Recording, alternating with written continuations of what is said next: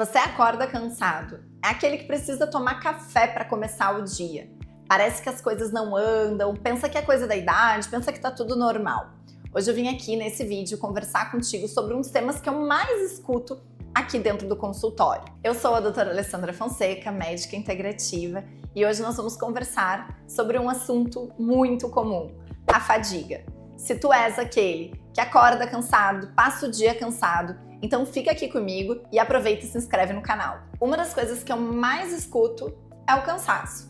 E é o costume falar dentro do consultório. É comum, né? Parece que todo mundo tá cansado, mas ele não é normal. E quando esse cansaço passa a ser persistente, te acompanhando na rotina, o ideal é que haja uma investigação. E hoje eu vou falar para vocês alguns pilares, alguns fatores que podem levar a esse sintoma. Um dos primeiros fatores que eu vou falar são fatores hormonais. O nosso corpo, ele é feito de uma orquestra hormonal. Onde parece que não está muito bem afinado, o nosso corpo começa a demonstrar através de sinais, de sintomas, e um deles pode ser o cansaço. Eu vou falar aqui por cima para vocês entenderem e talvez até te ajudar a encontrar a causa dessa fadiga. O primeiro deles, em relação à alteração hormonal, são alterações relacionadas à tireoide. Quando nós temos a alteração da tireoide, o nosso corpo inteiro tem portinhas de entrada para o hormônio tiroidiano funcionar. E um dos principais fatores que leva ao cansaço são alterações tireoidianas. Então a tireoide sempre precisa ser investigada na presença do cansaço. Alterações também como testosterona baixa, e isso pode ter diversos fatores. Em homens passando pelo processo de envelhecimento, como a andropausa, mulheres em uso de pílula contraceptiva, pacientes obesos têm a tendência de apresentar uma menor dosagem de testosterona no sangue, justamente porque a gordura tanto é inflamatória, e toda vez que a gente está falando de inflamação, nós temos alterações nos hormônios. Como também a gordura, ela lipossolubiliza, que a gente chama o hormônio, a testosterona, então diminuindo essa dosagem no sangue. A testosterona, como eu mencionei, é um dos fatores que pode levar ao cansaço e à fadiga. Um outro tema muito importante dentro do pilar hormonal é a alteração de cortisol. Hoje não há quem não esteja estressado, todo mundo parece estar sobrecarregado numa rotina exaustiva. E as alterações de cortisol, tanto alterações onde o cortisol apresenta aumentado, como também o cortisol diminuído, pode levar a um cansaço. Essas duas situações são situações distintas, elas precisam ser investigadas através de exames. E aqui eu vou pontuar uma situação que é um pouquinho mais aprofundada, mas existem muitos casos. Alguns pacientes apresentam alteração do ciclo circadiano. O ciclo circadiano nada mais é do que ciclo sono, vigília. Sono, estar acordado. E os nossos hormônios, eles são regulados para essa função. Quando nós temos uma alteração desse ciclo, o nosso cortisol, que deveria estar super baixinho no período da noite, para que a melatonina comece a aumentar o hormônio do sono e nós tenhamos um sono reparador, eventualmente, por situações de estresse, exposição a telas, alimentação rica em açúcares, presença de consumo de álcool, isso pode fazer com que a gente altere essa liberação, tendo picos noturnos de cortisol. O resultado disso, um sono que não é reparador. Aquele sono que tu vai acordar pela manhã percebendo que o sono não foi suficiente, o sono não foi revitalizador. Além disso, existem situações ainda de pacientes, principalmente em estresse crônico, que eles acordam com cortisol abaixo do valor ideal. Esses pacientes costumam apresentar como principal sintoma, dentre outros, fadiga matinal. Segundo pilar que eu não poderia deixar de mencionar são as deficiências nutricionais. Hoje, com a alimentação cada vez mais prática, cada vez abrindo mais pacotes, tendo menos alimentos de verdade, é extremamente comum as deficiências nutricionais. Eu vou citar algumas aqui das que eu mais percebo na rotina de consultório. O ferro, com certeza, é um dos que eu mais percebo. Pode ser diversas causas que levam a um ferro baixo. Mulheres que eventualmente menstruam, elas podem perder mais ferro devido ao sangramento menstrual intenso. Pode haver também diminuição da absorção, por exemplo, em pacientes vegetarianos, a diminuição do consumo. E o ferro é um elemento essencial para a nossa produção de energia. As nossas células têm como se fosse uma usina energética no nosso corpo. Através delas, as famosas mitocôndrias, que produzem a energia celular, o ATP.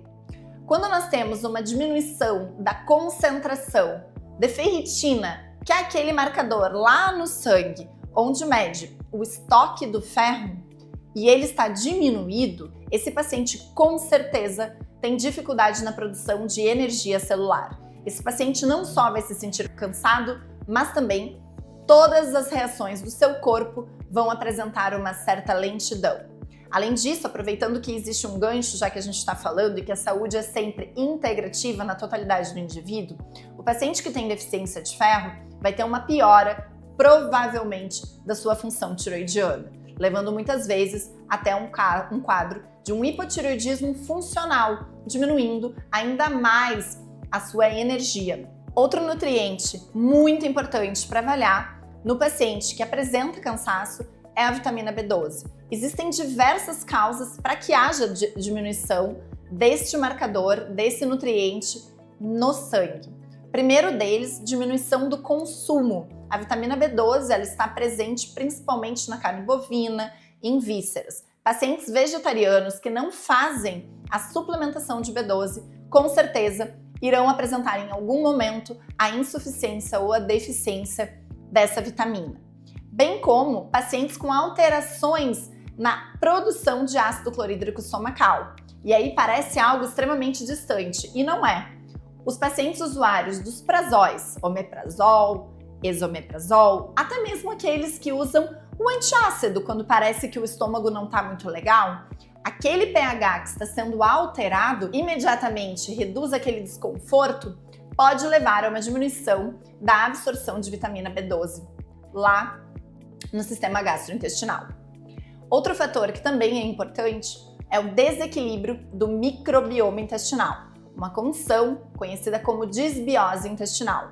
Quando há disbiose intestinal, eventualmente alguns micro-organismos patogênicos aumentam, se proliferam e se alimentam da vitamina B12, que seria a tua, mas nesse caso, quem consome são as bactérias. Terceiro pilar, e extremamente importante, já que é quase uma rotina em consultório, a inflamação crônica.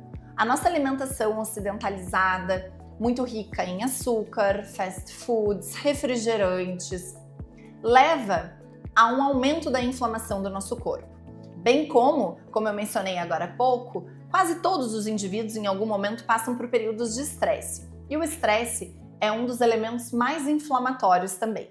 A inflamação crônica de baixo grau, como nós falamos, ela é um fator que pode sim levar a um corpo cansado, um corpo fadigado, um corpo dolorido. E isso é muito comum na avaliação clínica dos pacientes. E por último, mas jamais menos importante, é a vitamina D. Alguns estados do Brasil, eles estão situados numa latitude abaixo, bem abaixo do Equador. E naturalmente, o ângulo que o Sol incide nesses locais é mais difícil que haja conversão da vitamina D na nossa pele. Só para ressaltar, a vitamina D, grande parte dela, ela é convertida através da luz solar na nossa pele. Muito pouco da vitamina D nós obtemos pela alimentação. Nesses locais onde há uma menor incidência solar, principalmente nos estados de sul e sudeste, onde há também invernos mais rigorosos, é comum os indivíduos terem uma menor exposição solar e níveis diminuídos de vitamina D. E isso também leva a cansaço, a fadiga. Apenas para sinalizar, eu costumo atender pacientes de norte, nordeste, locais onde há uma exposição solar praticamente o ano inteiro. A maior parte dos indivíduos não ficam expostos à luz solar. Eles estão trabalhando. Até lá no final de semana, pode pegar uma praia, mas durante a rotina não tem exposição solar de no mínimo 12, 10, 15 minutos que seriam necessários para esses casos. É ideal que dose a vitamina D sérica e que realize a suplementação adequada. Aqui eu preciso sinalizar que o intestino, quando está com a desbiose intestinal essa desregulação dos micro-organismos que constituem o trato gastrointestinal. Esse fator também leva a um aumento da inflamação do corpo. E esse intestino precisa ser sempre olhado na presença de sintoma. E por último, o sono ruim ou um sono não restaurador.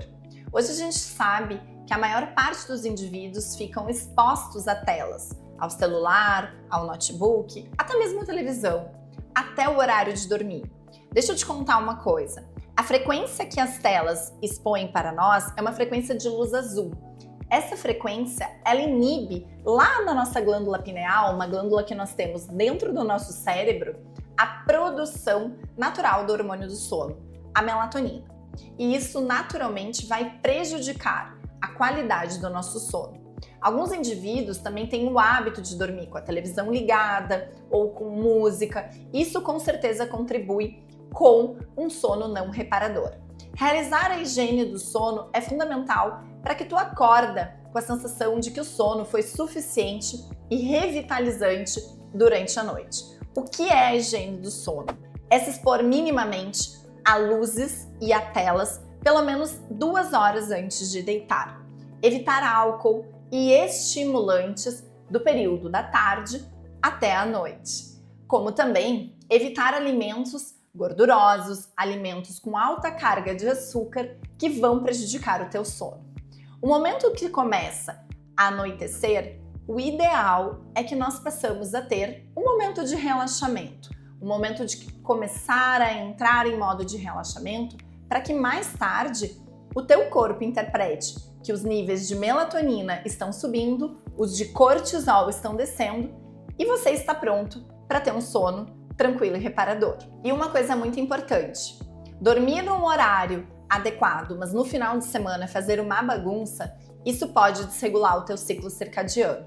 O ideal é que essas exceções sejam raras mesmo, para que a gente continue mantendo sempre horários regulares de sono, o horário de acordar e o horário de dormir também. Até porque o nosso corpo não sabe se é segunda-feira ou se é sábado, ele funciona da mesma maneira. Investigue. Não aceite que isso é normal e permaneça assim. Investigue seus níveis hormonais, seus nutrientes, investigue a sua rotina, olhe para os seus hábitos, aquilo que você está comendo, aquilo que você está fazendo, como você está nutrindo não só o seu corpo, mas também os seus hábitos, a sua alma. Curtiu esse conteúdo? Então deixe seu like, aproveita e curte aqui o canal, me segue também no Instagram e compartilhe comigo as suas dúvidas. Vai ser um prazer te responder e entender melhor como eu posso te ajudar.